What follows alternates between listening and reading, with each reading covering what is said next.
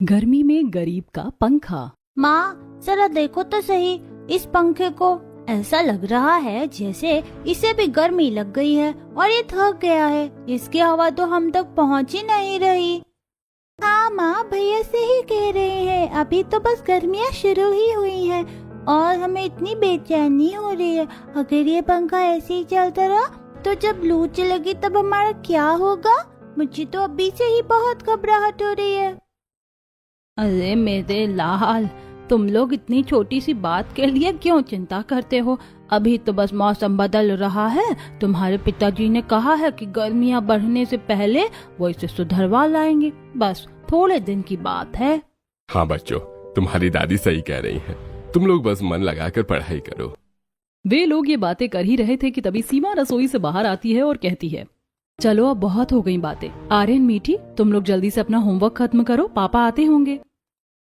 शाम ढल चुकी है लेकिन गर्मी कम होने का नाम नहीं ले रही। मोहन घर आता है। उसके कंधे पर मोची के औजार वाला एक पुराना झोला है। उसका चेहरा धूप से पूरी तरह झुलस चुका है और उसकी बनियान पसीने से पूरी तरह भीगी हुई है।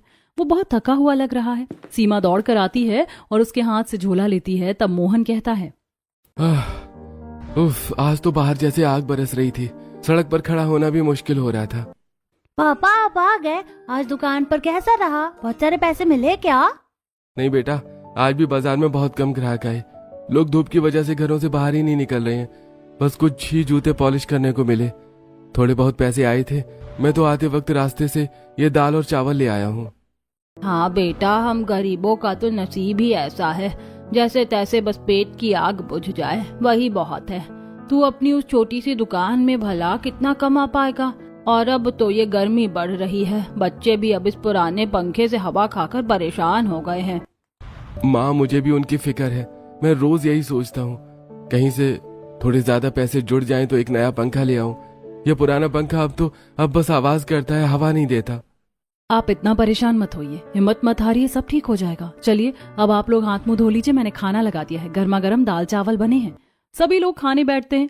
सीमा सबको थाली में दाल चावल परोस रही है। तभी मीठी कहती है, माँ फिर से वही दाल चावल। आपने कोई सब्जी क्यों नहीं बनाई? रोज रोज यही खाना अच्छा नहीं लगता।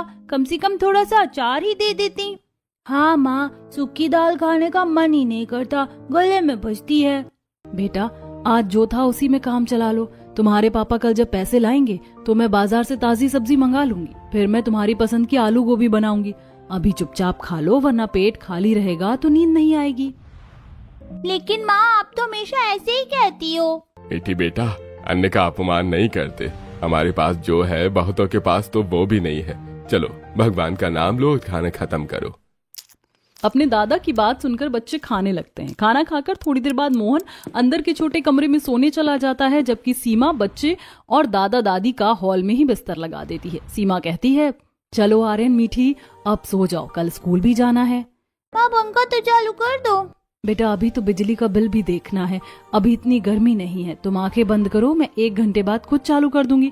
थोड़ा तो बिजली बचाओ। नहीं माँ, मुझे नींद नहीं आ रही, पसीने से पीठ ही पक रही है। आप अभी चालू कर दो ना प्लीज। बहू बच्चे कह रहे हैं तो चालू कर दे। उन्हें क्यों परेशान कर रही है? रात भर सोएंगे नहीं तो कल स्कूल में कैसे पढ़ेंगे? ठीक है बाबूजी, आप कहते हैं तो कर देती हूँ। सीमा पंखा चालू करती है। पंखा अपनी पुरानी रफ्तार पकड़ता है। हवा का झोंका बच्चों तक मुश्किल से पहुंच रहा, लेकिन शोर बहुत ज्यादा है। फिर भी पंखे की चलती हुई आवाज सुनकर बच्चों को थोड़ी तसल्ली होती है और वो धीरे धीरे सो जाते हैं। अब सीमा अपने कमरे में आती है। सीमा अंदर कमरे में मोहन के पास जाती है और कहती है, देखिए जी, अब काम ऐसे नहीं चलेगा। गर्मी बहुत बढ़ गई है। दिल्ली की गर्मी का तो आपको पता ही है। पिछली बार तो हमने इस पुराने पंखे को किसी तरह घसीट लिया, पर इस बार ये जवाब दे रहा है। बच्चे अभी से परेशान होने लगे हैं। हमें पंखा सुधरवाना पड़ेगा। सीमा, मैं भी यही सोच रहा हूँ, पर तुम देख रही हो जैसे जैसे गर्मी बढ़ती है लोग जूते पॉलिश करवाने कम आते हैं। सब लोग गाड़ियां या रिक्शे में निकल जाते हैं। मेरी दुकान तक कोई धूप में चलकर नहीं आता।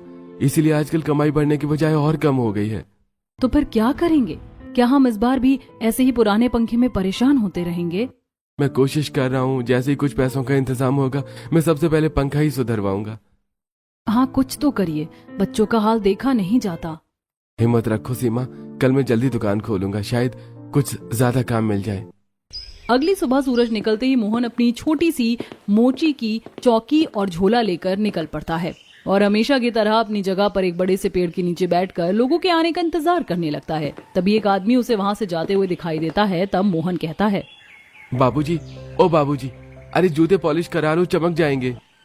अरे भाई, तुझे दिख नहीं रहा कितनी धूप है? यहाँ 1 मिनट खड़ा होना मुश्किल है और तू पॉलिश की बात कर रहा है। रहने दे भाई। हे भगवान, अगर आज भी ऐसा ही रहा तो घर में खर्च कैसे निकालूंगा? दाल सब्जी के पैसे नहीं बन रही तो पंखा सुधरवाना तो बहुत दूर की बात है। मेरी किस्मत ही खराब है। मोहन ऐसा कहकर फिर किसी ग्राहक का इंतजार करने लगता है। ऐसे ही शाम हो जाती है और मोहन अपने घर की तरफ निकल पड़ता है। जैसे ही मोहन आता है बच्चे उसे घेर लेते हैं। आर्यन मोहन से कहता है, पापा आज तो आप सब्जी लाए होंगे ना? आपने कल कहा था कि आज पक्का लाएंगे। हाँ पापा, आज तो हम रोटी के साथ अच्छी सब्जी खाएंगे ना? नहीं बेटा, आज भी सब्जी नहीं ला पाया। बाजार में सब्जियां बहुत महंगी हो गई हैं और आज कमाई भी कुछ खास नहीं हुई। मोहन का उतरा हुआ चेहरा देखकर सीमा बच्चों को डांटते हुए कहती है, तुम लोग पापा को परेशान क्यों कर रहे हो? ये सारी बातें बाद में करना, पहले तुम लोग भी पापा के साथ हाथ मुंह धोकर खाना खाने बैठो, मैं खाना लगा देती हूँ। ऐसा कहकर सीमा सभी के लिए चटाई पर दाल चावल लगाती है। दाल चावल को देखकर मीठी मुंह बनाते हुए कहती है, नहीं माँ, मैं खाना नहीं खाऊंगी। आप हमें रोज वही दाल चावल खिलाती हो। नहीं खाना हमें ये बोरिंग दाल चावल, हमें सब्जी चाहिए। हाँ, मैं भी नहीं खाऊंगा, हम भूखे सो जाएंगे। ऐसा कहकर बच्चे गुस्से में उठकर दूसरे कमरे में चले जाते हैं। तब मोहन कहता है, मैं कितना मजबूर बाप हूँ ना, अपने बच्चों को एक वक्त की ढंग की सब्जी तक नहीं खिला सकता। मेरा जीना ही बेकार है। आप ऐसा क्यों बोल रहे हैं? आप मेहनत तो कर रहे हैं। आप चिंता मत कीजिए, मैं सुनीता चाची के घर जाती हूँ, उनके यहाँ सब्जी बनी होगी, मैं थोड़ी सी मांग कर ले आती हूँ, बच्चों को खिला देंगे। अरे बहू, तुझे तो पता है ना सुनीता का स्वभाव, वो बहुत घमंडी औरत है। वो तुझे नीचा दिखाने का कोई मौका नहीं छोड़ेगी, मत जा वहाँ। माँ जी, बच्चों की भूख के आगे मेरी बेइज्जती कुछ भी नहीं है। मैं बस थोड़ी सी सब्जी मांग कर लाती हूँ ताकि वो कम से कम 2 निवाले प्यार से खा ले। ऐसा कहकर सीमा सुनीता के आलीशान घर के बाहर पहुंचती। दरवाजा थोड़ा खुला है। जैसे ही वह अंदर कदम रखती है उसे एक ठंडी हवा का झोंका महसूस होता है। हॉल में कूलर चल रहा है और ऊपर पंखा पूरी रफ्तार से घूम रहा है। घर के अंदर का तापमान बाहर से बिल्कुल अलग है। सीमा मंत्र मुग्ध होकर एक पल के लिए वहीं खड़ी हो जाती है और सोचने लगती है, हे भगवान, यहाँ तो कितनी ठंडक है। ऐसा लग रहा है जैसे मैं किसी दूसरी दुनिया में आ गई हूँ। हमारे घर में तो अभी से दीवारें तपने लगी हैं और यहाँ तो स्वर्ग जैसा सुकून है। जब अभी इतना अच्छा लग रहा है तो भयंकर गर्मी में यहाँ कितना सुकून होगा। तभी सुनीता वहाँ आ जाती है और कहती है, अरे कौन है तुम? यहाँ क्या कर रही हो इस वक्त और बिना पूछे अंदर कैसे आ गई? चाची नमस्ते। वो असल में घर में बच्चे बहुत जिद कर रहे थे। कई दिनों से सब्जी नहीं बनी घर में। वो लोग दाल चावल खाकर थक गए हैं। अगर आपके पास थोड़ी सी सब्जी बची हो तो। अच्छा, तो अब मेरे घर से खाना जाएगा तुम्हारे यहाँ? देखो सीमा, हम तो फ्रेश खाना खाते हैं, जो बचता है हम अपनी नौकरानी को दे देते हैं, उसने तो अभी ले भी लिया होगा। चाची बस एक कटोरी मिल जाती तो बच्चों का मन रह जाता। सीमा, अगर बच्चों को अच्छा खाना खिलाना तो अपने पति से कहो कि जूते पॉलिश करने के बजाय कोई ढंग का काम करे। ऐसे मांग मांग कर कब तक घर चलाओगी? जाओ अब यहाँ से, मुझे बहुत काम है। सुनीता के ऐसे कहने पर सीमा वापस आ जाती है। तभी सुनीता अपने बेटे पिंटू को आवाज देकर कहती है, पिंटू दरवाजा ठीक से बंद कर दे। आजकल कोई भी कभी भी घर में घुस आता है, पता नहीं किसका मन कैसा हो। ये सुनकर सीमा की आंखों में आंसू आ जाते हैं। वो चुपचाप बाहर निकल जाती है। सीमा खाली हाथ घर लौटती है। राम प्रसाद और माधवी उसे देखते ही सब कुछ समझ जाते हैं। फिर राम प्रसाद कहता है, बेटा, हमने पहले ही कहा था ना, क्यों गई तुम अपनी वहाँ इज्जत गंवाने के लिए? हाँ, क्या हुआ? चाची ने सब्जी दी? अरे चुपचाप जो घर में बना है वो खा लो, समझ में आई? ज्यादा जिद मत किया करो। जब किस्मत अच्छी होगी तब अच्छा खाना भी मिलेगा। आज जो भी है वही खाकर सो जाओ। बच्चे डर कर चुपचाप खाना खाने लगते हैं। ऐसे ही समय बीत रहा था। दिल्ली की गर्मी अब अपने चरम पर पहुंच रही है। बाहर लू के थपेड़े चल रहे हैं और घर की टीन की छत किसी तवे की तरह तप रही है। तभी गर्मी से बेहाल आर्यन अपनी माँ से कहता है, माँ अब और बर्दाश्त नहीं होता। देखो न, पंखा फिर से रुक गया। ऐसा लग रहा है जैसे कोई ऊपर बैठकर हमारे ऊपर गर्म फूंक मार रहा हो। मेरे पेट पर बहुत खुजली हो रही, सब लाल हो गया है। माँ मुझे चक्कर आ रहे, मटके को पानी भी अब ठंडा नहीं रहा, वो भी गर्म चाय जैसे लग रहे। क्या हम थोड़ी देर के लिए बाहर पीपल के पेड़ के नीचे बैठ जाए? नहीं बेटा, बाहर लू चल रही है, बीमार पड़ जाओगे। बस थोड़ी देर और रुक जाओ, शाम होते ही मैं तुम्हें बाहर ले चलूंगी। हाँ, पर पापा नया पंखा क्यों नहीं खरीद रहे हैं? पिंटू बता रहा था कि उसके घर में तो बड़े बड़े कूलर लगी है, वहाँ तो बहुत ठंडक रहती है। क्या हम गरीब है इसीलिए हमें हवा नहीं मिल सकती? क्या हवा भी सिर्फ अमीर लोगों के लिए होती है? ऐसी बात नहीं है मेरी जान, बस थोड़े दिन की बात है। पापा पैसे जोड़ रहे हैं, हम अपना ये पंखा सुधरवा लेंगे, देखना फिर हमारे घर में भी खूब ठंडी हवा आएगी। तभी मोहन घर आता है। वह पूरी तरह पसीने से लथपथ है, उसकी कमीज शरीर से चिपक गई है और चेहरा धूप से झुलसकर काला पड़ गया है। वह बुरी तरह हाँफ रहा है। उसे देखकर सीमा दौड़कर मटके से एक गिलास पानी निकालती है और मोहन को देते हुए कहती है, अरे आप इस चिलचिलाती दोपहर में घर कैसे आ गए? आपकी तबीयत तो ठीक है, लीजिए पहले ही पानी पीजिए। सीमा, गिलास में पानी नहीं चाहिए, तुम बस एक बाल्टी पानी दे दो, मुझे नहाना है। ऐसा लग रहा है जैसे मेरा शरीर भीतर से जल रहा है। धूप इतनी तेज है कि आज बाजार में बैठना अपनी जान जोखिम में डालने जैसा था। बस इसीलिए घर चला आया। अच्छा किया जी, आप बैठिए, मैं अभी पानी लाती हूँ। सीमा बाथरूम में एक बाल्टी पानी रख देती है। अब मोहन बाथरूम में जाता है और नहा कर आता है और पंखे के नीचे बैठता है और कहता है, हे भगवान, अब जाकर थोड़ा चैन मिला, पर ये पंखा ये तो बिल्कुल हवा नहीं दे रहा है, ये तो बस बिजली खा रहा है और शोर कर रहा है। मैंने आपसे कहा था ना, ये अब नहीं चलेगा। अरे हम तो कब से कह रहे हैं कि अगर थोड़े पैसे इकट्ठा हो जाए तो हमें पंखा सुधरवा लेना चाहिए। कम से कम गर्मी में गर्म ही सही, लेकिन हवा तो मिलेगी। वे लोग बातें कर ही रहे थे कि तभी सीमा सबके लिए खाना लगा देती है और कहती है, आप लोग खाना खा लीजिए, मैंने खाना लगा दिया है।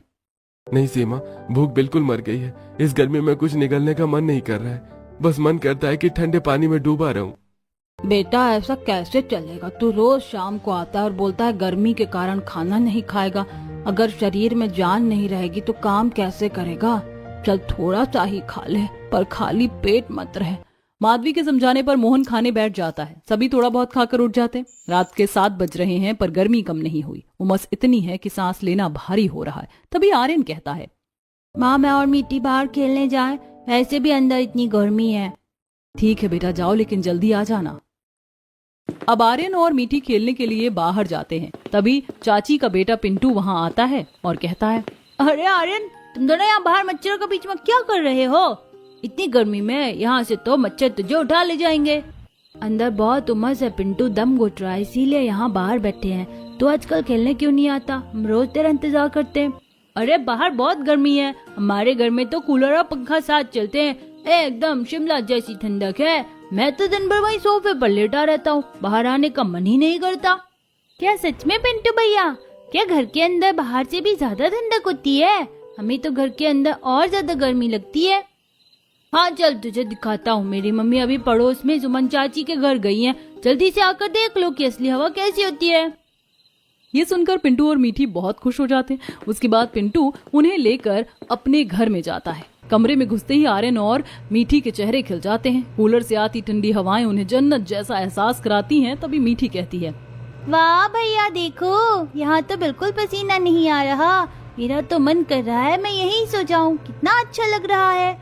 तभी आर्यन सोफे पर बैठ जाता है और कहता है, हाँ मीठी देख, यहाँ का सोफा भी कितना ठंडा है, जैसे बर्फ पर बैठे हो।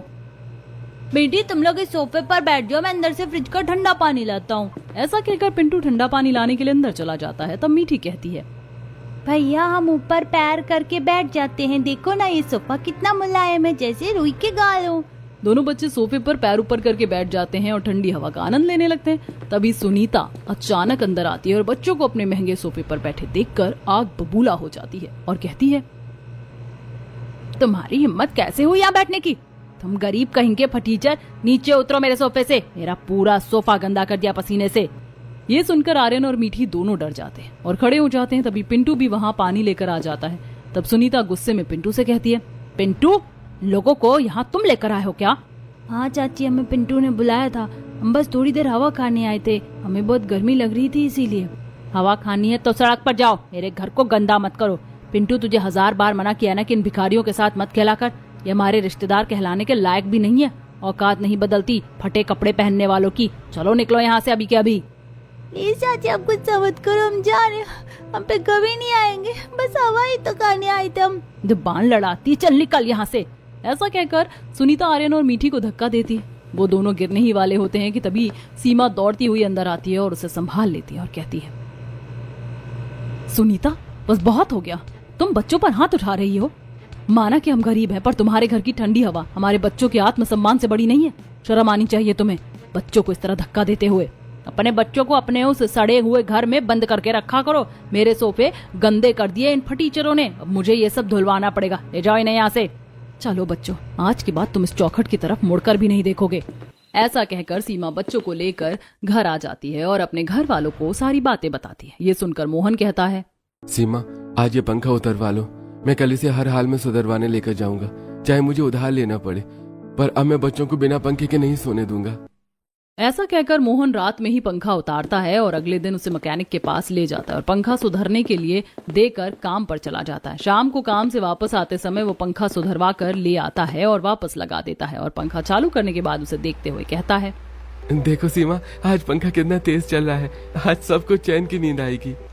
सभी लोग पंखे को तेज चलता देखकर बहुत खुश हो जाते हैं। थोड़ी देर बाद बातें करने के बाद सभी सो जाते हैं। रात के 2 बजे पंखा घर घर की तेज आवाज के साथ अचानक एक जोरदार आवाज होती है। कड़क पंखे की एक पंखुड़ी टूटकर दीवार से टकराती है और पंखा पूरी तरह जाम होकर बंद हो जाता है। आवाज से बच्चों की नींद खुल जाती है और मीठी चिल्लाते हुए कहती है, माँ क्या हुआ? सीमा जल्दी से उठती है और कमरे की लाइट जलाती है। फिर पंखे को देखकर कहती है, हे भगवान, ये तो पूरी तरह टूट गया, अब तो ये सुधर भी नहीं सकता। अब क्या करें, इतनी उमस में अंदर दम घुट जाएगा, पंखा तो गया काम से। अरे चलो सब बाहर चलो, चबूतरे पर अपनी पुरानी चटाई बिछाते हैं, वहीं रात काटेंगे। अंदर तो मौत जैसा सन्नाटा और गर्मी है। राम प्रसाद के ऐसा कहने पर पूरा परिवार बाहर चटाई बिछाकर लेटता है, पर वहां मच्छरों का आतंक है।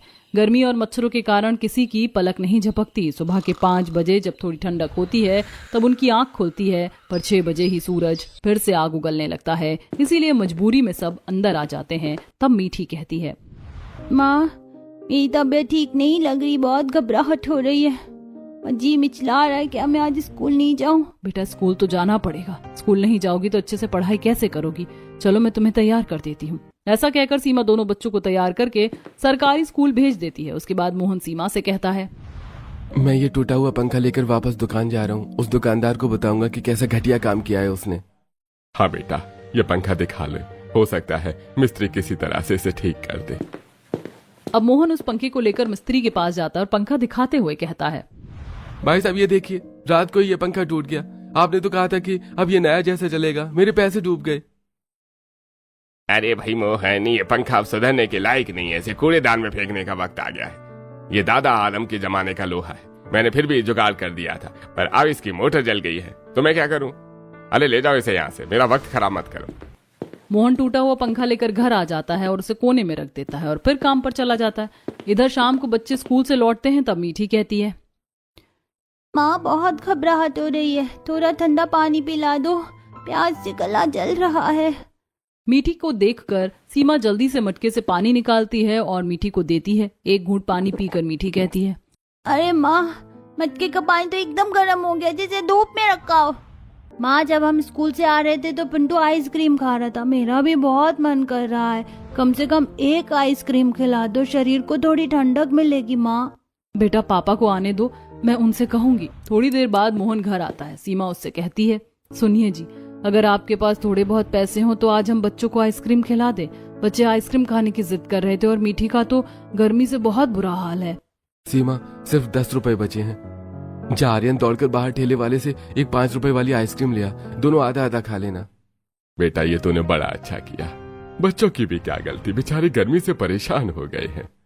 आर्यन दौड़ कर जाता है और थोड़ी देर बाद आइसक्रीम लेकर आता है और मीठी के पास जाकर कहता है, माँ देखो, मैं आइसक्रीम ले आया, मीठी को जगाओ ना, आइसक्रीम खाएगी। अब सीमा मीठी को जगाते हुए कहती है, मीठी बेटा तुझे आइसक्रीम खानी थी ना, उठ जा, भैया आइसक्रीम ले आया है।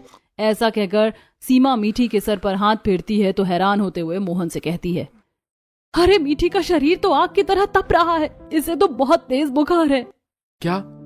मीठी बेटा आंखें खोल, बेटा देख तेरी आइसक्रीम आ गई। बेटा मम्मी, क्या आप मीठी आइसक्रीम नहीं खाएगी? नहीं बेटा तू खा ले, इसकी तबीयत बहुत खराब है।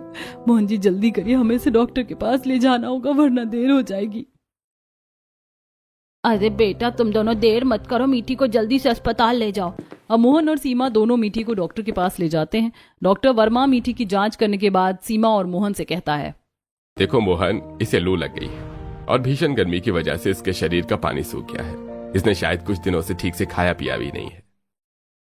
डॉक्टर साहब, क्या ये ठीक हो जाएगी ना? मेरे पास अभी फीस के पैसे नहीं है, मैं कल पॉलिश करके दे दूंगा, पर मेरी बच्ची को बचा लीजिए।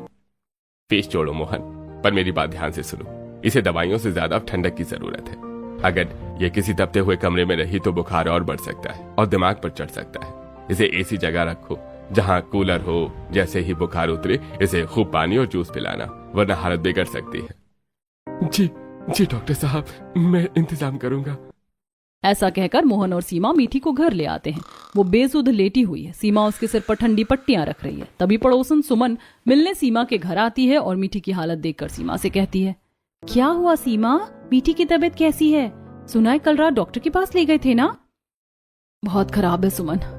डॉक्टर ने कहा है इसे ठंडक में रखो, पर हमारे घर में तो पंखा तक नहीं है। ये घर तो भट्टी बना हुआ है। देख सीमा, शर्म और गरिमा अपनी जगह है, पर बच्चों की जान से बढ़कर कुछ नहीं है। तेरी वो रिश्तेदार है ना, उनके घर में तो कूलर और एसी है। तू मीठी को लेकर 2-4 दिनों के लिए वहाँ क्यों नहीं चली जाती? कम से कम बच्ची की जान बच जाएगी। सुमन, उन्होंने हमें कल ही बेइज्जत करके निकाला है। मैं उस चौखट पर फिर से कैसे कदम रखूं? देखो सीमा, बच्चों के लिए माँ को जहर का घूंट पीना पड़ता है। मैं तो कहती हूँ उनकी खुशामद कर, पैर पकड़ पर बच्ची को बचा ले। माँ का धर्म बड़ा है या स्वाभिमान? सुमन के ऐसा कहने पर सीमा मीठी को लेकर सुनीता के घर जाती है और कहती है, चाची मेरी बेटी बहुत बीमार है। डॉक्टर ने कहा इसे ठंडी हवा की जरूरत है, वरना उसकी हालत ठीक होने की बजाय और भी खराब हो सकती है। प्लीज इसे 2-3 दिन यहाँ एक कोने में लेटने दीजिए। देखो सीमा, अगर तुम ऐसा कह रही हो तो मैं तुम्हें और तुम्हारी बेटी को यहाँ रहने देती हूँ, लेकिन मेरी भी एक शर्त है। मेरी काम वाली अभी छुट्टी पर है तो तुम घर का काम कर दिया करना। हाँ हाँ चाची, आप चिंता मत कीजिए, मैं आपके घर का सारा काम कर दूंगी। हाँ, एक बात और है, ये कूलर वाले कमरे में नीचे जमीन पर सोएगी, दूर एक कोने में। इसे सोफे पर बैठाने की हिम्मत मत करना। ठीक है चाची, मुझे सब मंजूर है। ऐसा कहकर सीमा मीठी को एक किनारे बैठाते हुए कहती है, बेटा तू यहीं बैठ और ठंडी हवा खा, मैं जरा काम कर लेती हूँ। सीमा रसोई में जाती है और काम करने लगती है। रसोई में भयंकर गर्मी है क्योंकि वहाँ कोई पंखा नहीं है। सीमा पसीने से भीगी हुई रसोई में खाना बनाने में लग जाती है। थोड़ी देर बाद सुनीता वहाँ आती है और कहती है, ओ सीमा, मिक्सर मत चलाना, बिजली फालतू खर्च होती है। ये सिलबट्टा रखा है ना, इस पर बारीक मसाला पीस। और सुन, खाना बनने के बाद रसोई में ही बैठना। कूलर वाले कमरे में सिर्फ तेरी बेटी रहेगी, तू नहीं। तुझे पंखे की हवा की आदत लग गई तो काम कौन करेगा? जी चाची, मैं यहीं बैठूंगी, कोई बात नहीं। ऐसा कहकर सीमा काम में लग जाती है। वह सिलबट्टे पर मसाला पीसती है, फिर सब्जी बनाती है। बाकी का खाना बनाकर वह रसोई की साफ सफाई करती है। शाम को वो मीठी को लेकर घर वापस आती है तो माधवी उसे देखकर कहती है, आ गई बेटा तू? मुझे पता है तेरी चाची सास ने तुझसे बहुत काम करवाया होगा। हाँ माँ, लेकिन कोई बात नहीं, मेरी बेटी ठंडक में बैठी थी, मुझे यही देखकर खुशी हो रही थी। पता नहीं हम गरीबों के नसीब में अभी इस गर्मी की वजह से और क्या क्या देखना लिखा है। अरे बेटा, तू क्यों इतना दुखी होता है? भगवान ने चाहा तो ये गर्मी के दिन भी किसी तरह निकल ही जाएंगे। अगले दिन फिर से सीमा मीठी को लेकर सुनीता के घर जाती है और एक तरफ बैठाकर रसोई में जाकर काम में लग जाती है। तभी सुनीता वहाँ आती है और कहती है, सुन, आज मेरी किटी पार्टी है, थोड़ी देर में मेरी सहेलियां आती होंगी, सबके लिए नाश्ता और खाना बना लेना। जी चाची जी। थोड़ी देर बाद सुनीता की सभी सहेलियां आ जाती हैं और किटी पार्टी शुरू हो जाती है। तभी सीमा ट्रे में जूस का ग्लास लिए वहां आती है और सबको देती है। तब सुनीता की सहेली मालिनी कहती है, जूस तो ठीक है सुनीता, पर ये नई नौकरानी कौन है? काफी सलीके वाली दिखती है, कहाँ से मिली? आजकल तो अच्छी काम वाली मिलती ही नहीं। अरे ये कोई बाहर की नौकरानी नहीं है, ये तो मेरे दूर के एक रिश्तेदार की बहू है। इसके पति मोची है, सड़क किनारे बैठते हैं। अब गरीबों के पास खाने को दाने नहीं और घर में पंखा तक नहीं, तो अपनी बीमार बेटी को लेकर मेरे पास शरण मांगने आई है। मैं तो बस अपनी दरिया दिली दिखा रही हूँ, वरना ये तो खानदान के नाम पर कलंक है। अच्छा, तो ये मुफ्त की ठंडी हवा खाने आई है? ओ सीमा, भूत बनकर क्या खड़ी है? जूस के खाली ग्लास ले जाओ और काम कर। सीमा हाँ में सिर हिलाते हुए जूस के खाली ग्लास उठाती है और अंदर चली जाती है। थोड़ी देर बाद सुनीता की सभी सहेलियां चली जाती हैं। तब उसकी बेटी मीठी रसोई के दरवाजे पर आकर खड़ी होती है और अपनी माँ से कहती है, माँ, पेट में चूहे दौड़ रहे हैं, क्या मैं एक बिस्किट का पैकेट ले लूं? चाची के पास तो बहुत सारे हैं। नहीं बेटा, वो हमारा नहीं है, मैं घर चलकर तुझे रोटी बना दूंगी, बस थोड़ा और सब्र कर ले मेरी जान। ऐसा कहकर सीमा काम में लग जाती है। इधर मीठी चुपके से एक बिस्किट उठा लेती है। तभी सुनीता वहां आ जाती है और मीठी के हाथ से बिस्किट छीनकर उसके गाल पर एक जोरदार तमाचा जड़ देती है और कहती है, तेरी हिम्मत कैसे हुई चोरी करने की? खानदानी चोर है ये बिस्किट मैं अपने कुत्ते को खिलाना ज्यादा पसंद करूंगी, पर तुझे नहीं। बस सुनीता, बहुत हो गया, तुमने मुझे जलील किया, मैंने सहा। तुमने मुझे नौकरानी कहा, मैंने काम किया।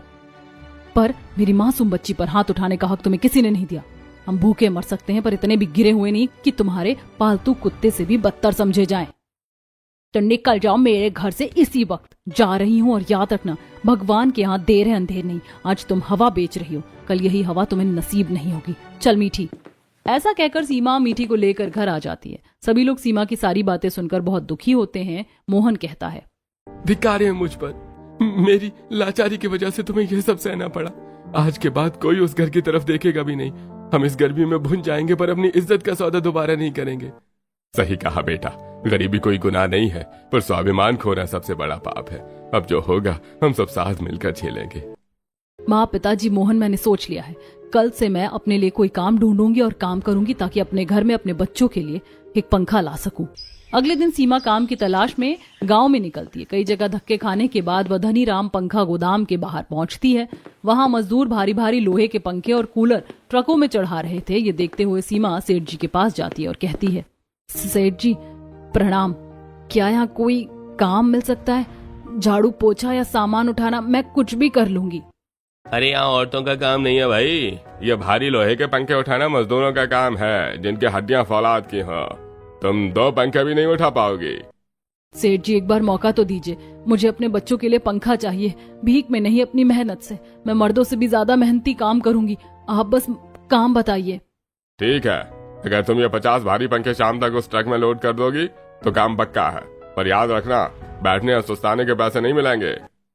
सीमा हाँ कह देती है और काम में लग जाती है। वो भारी भारी पंखे उठाती है और ट्रकों में लोड करती है। शाम को सेठ जी सीमा का काम देखकर बहुत खुश हो जाते हैं और वो उसे काम पर रख लेते हैं। अब सीमा रोज काम पर जाती है और भीषण गर्मी में वह बड़े बड़े पंखे उठाती है, ट्रकों में लोड करती है। ऐसे धीरे धीरे 1 महीना बीत जाता है। 1 महीने बाद सेठ जी सीमा को पेमेंट देते हुए कहते हैं, भाई मानना पड़ेगा सीमा, तुम्हारी हिम्मत ने मुझे हैरान कर दिया भाई। मर्दों ने हार मान ली इस गर्मी में, पर तुम डटी रही। ये लो तुम्हारी महीने की पूरी पगार। सेठ जी मुझे ये पैसे नहीं चाहिए, आप अपने गोदाम से कोई अच्छा सा पंखा मुझे दे दीजिए, बस मेरे बच्चों को हवा मिल जाए, यही मेरी असली मजदूरी है। सीमा की बात सुनकर सेठ जी एक नया पंखा निकाल कर सीमा को देते हुए कहते हैं, ये लो सीमा पंखा, और ये पैसे भी रखो, ये तुम्हारा हक है।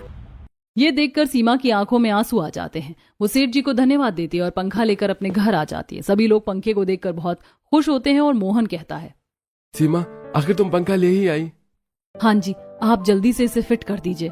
अब मोहन नया पंखा छत पर फिट करता है। जैसे ही स्विच ऑन होता है पंखा फर्राटे से घूमने लगता है और पूरा कमरा ठंडी हवा से भर जाता है। ये देखकर सभी लोग बहुत खुश हो जाते हैं और मीठी कहती है, माँ देखो कितनी अच्छी हवा आ रही है, मेरा सिर नहीं दुखेगा ना? हाँ माँ, मुझे घबराहट भी नहीं हो रही, अच्छा लग रहा है।